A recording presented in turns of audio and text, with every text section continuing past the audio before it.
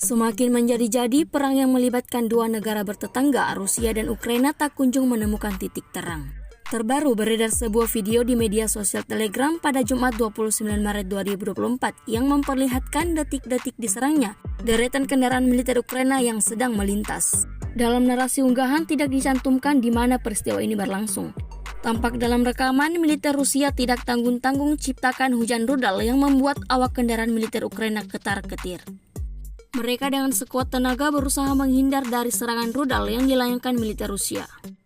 Total ada 3 kendaraan militer Ukraina yang berjuang berusaha menghindar dari serangan Rusia.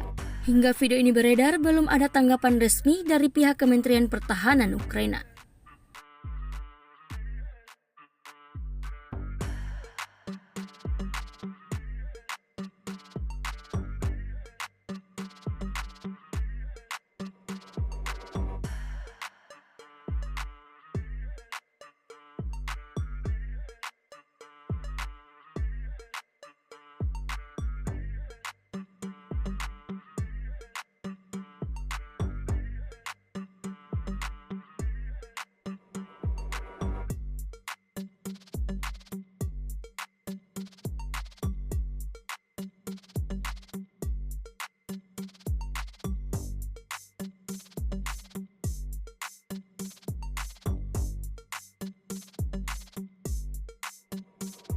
Download Tribun X sekarang, menghadirkan lokal menjadi Indonesia.